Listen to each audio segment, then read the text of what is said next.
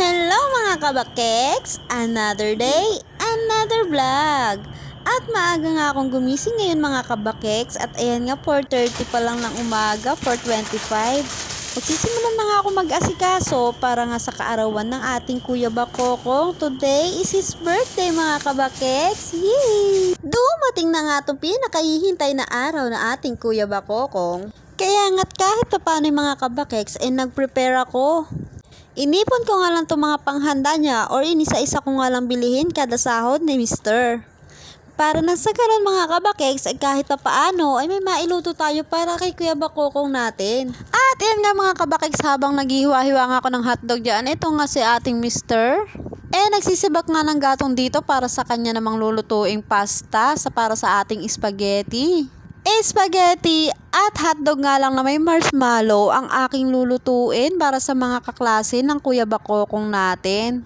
Ang birthday nga ni Kuya Bakokong natin ay doon ko nga gaganapin sa school niya. Magpapakain nga lang tayo doon ng mga kaklase ni Kuya Bakokong dahil yun nga daw yung gusto niya. At first time niya nga din yung mararanasan dahil daycare pa nga lang siya. At ito nga mga kabakeks, nagsalang na nga ako ng kawali dyan para nga sa pagpipirito ko ng ating hotdog. At habang nga nagpapainit ako ng kawali or ng mantika, simulan ko na nga din gayatin tong sibuyas at bawang para sa gagawin ko namang sauce ng spaghetti. Konti nga lang din tong lulutuin ko na para nga lang talaga sa mga bata. Syempre mga kabakeks, ang lulutuin nga lang natin nasasakto lang para sa ating budget. At yan nga mga kabakeks, inilagay ko na nga dyan o sinimula ko na nga din lutuin itong mga hotdog para mabilis na nga ako matapos. Dahil maaga din nga gigising si ating baby bakekang. Alam nyo naman yun, madaling araw pa lang gising na. Dahil pag nagising nga ang ating baby bakeks, ay naku, wala na nga ako matatapos niyan. At ayan nga, may nga naluto na nga ako dyan ng mga hotdog. Palalamigin ko nga muna yan bago din natin itusok-tusok sa stick para malagyan ng marshmallow. At habang nagpipirito nga ako dyan mga kabakeks ng ating hotdog, sisimulan ko na nga din lutuin itong sauce ng ating spaghetti. At ayan nga mga kabakeks, sinulog ko na nga dyan ang ating sibuyas at magsisimula na nga tayong maggisa-gisa.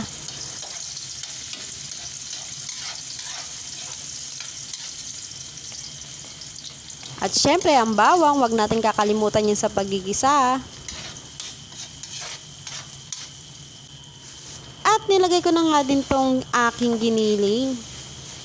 Hintayin nga lang natin siya mag-brown mga kabakeks at ihulog na nga natin tong susunod na ingredients, itong ating corned beef. Halu-haluin lang natin ng konti at isunod ko na nga tong hotdog. At yan nga mga kabakeks, pagkalagay ko nga ng hotdog, mekos-mekos lang ng konti, mekos. At pagkatapos natin i-mekos-mekos mga kabakeks, naglagay nga lang din ako ng konting liver spread. Dagdag pampasarap o pampalasa sa ating sauce ng spaghetti. At habang ako ngayon nagme-mekos-mekos sa aking sauce, ito naman ang aking Mr. Binabantayan ng kanyang nakasalang na kaldero at nagpapakulo nga siya dyan ng tubig para nga sa kanyang pasta. At nang ako nga'y bumalik dito sa aking minekos-mekos, ito nga at binuhusan ko na nga ng sauce mga kabakeks. At syempre mga kabakeks, pagkalagay nga ng ating tomato sauce, mekos-mekos lang natin ulit ng konti. Hindi na tayo tapos dito sa pagmekos-mekos na ito. Charis! At yan nga mga kabakeks, double time na nga ako dyan dahil nagising na ang ating baby bakekang. At ayan nga, karga-karga ko na nga din siya dyan. O diba? Matatapos nga tayo nito ng maaga-aga. Sa sobrang tagal ko nga mag-mekos-mekos, nagising na nga tong ating baby bakeka. Mekos pa more! Mabuti na nga lang din mga kabakeks, medyo maganda-ganda nga ang gising ng ating baby bakekang. O diba, ang cute-cute niyan. Mabuti nga at nagpababa siya sa kanyang stroller mga kabakeks. At ayan nga, nag-smile pa. At ayan nga, magsisimula na nga din ako dyan mga kabakeks na magtusok-tusok nitong marshmallow or ng hotdogs. Medyo nagmamadali na nga ako dyan mga kabakeks dahil nga inuumaga na tayo, sinisikatan na nga ako ng araw, ay wala pa ako natatapos. Medyo madami kasi silang magkakaklase. Siguro mga nasa 50 students sila sa pang-umagang klase. At dahil syempre minsan lang sa isang taon or isang beses lang sa isang taon mag-birthday, inabala na nga namin ni Mr. ang aming mga sarili para nga sa kaarawan na yung ating Kuya Bakokong. Last year birthday niya nga, wala din naman kami naging handa dahil iginala nga lang din namin si Kuya Bakokong. That time is pregnant naman ako kay ating baby bakekang. Kaya ngayon na medyo kaya-kaya ko nang magagalaw, eto nga, at pinaghandaan ko na nga or nag-prepare kami kahit paano para sa ating Kuya Bakokong. At habang abala nga ako dyan sa pagtutusok sa hotdog, ay abala naman din ang aking mister dito sa kanyang pagluluto sa labas. Mabuti nga din at umabsent si mister dahil kung wala nga si mister hindi ko nga maaasikaso ng sabay-sabay or baka matapos ako anong oras na pag wala si mister. Pero syempre iba pa din pag kaming dalawa talaga yun nagtutulungan para sa aking mga anak. At nang matapos na nga namin ni Mr. Bakokong ang lahat ng aming mga ginagawa ay ito na nga ang aming mga na-prepare or natapos na gawain. O ayan na yung mga hot dogs. Sigurado ko matutuwa ang mga batang bakokong doon sa school ni Kuya Bakokong. At ito na rin yung spaghetti. Ayan na lahat ng aming nagawa. Ayan na ang lahat ng aking natapos. Sana magustuhan ng mga bata ang aking pinirepare para din sa kanila, lalong-lalo na ng aking Kuya Bakokong. At sure na sure naman ako na matutuwa talaga yun. At eto na nga ang dadalahin namin sa school, mga kabakekang. Ayan na yung lahat. Ayan na lahat ang nagawa namin. At eto na nga kami sa school ni Kuya Bakokong. O diba, napakadami nila, napakagulo nila. At ayun na nga, nakapag-prepare na rin kami kahit papaano doon sa harapan. At eto nga ang aking mami, may pa-surprise na cake pa kay Kuya Bakokong natin. O diba, sure na sure ako talaga lalong matutuwa ang aking Kuya Bakokong niyan. At ito na nga ang entrance ng aking mami para nga kay Kuya Bakokong, bit-bit niya na nga ang cake. At ayun nga si Kuya Bakokong, kitang-kita ang tuwa sa mga mukha.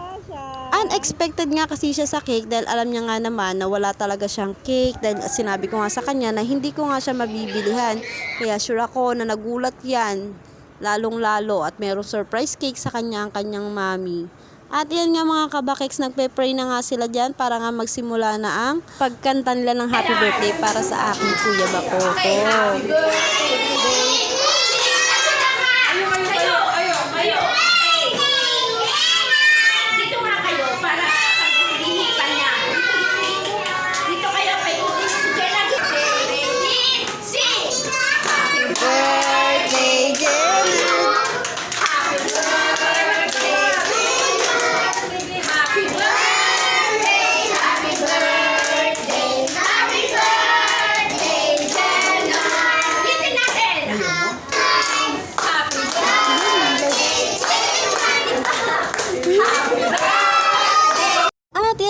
Kabakeks, kitang-kita naman ang saya at tuwa sa mga bata, lalong-lalo na ng ating Kuya Bakokong.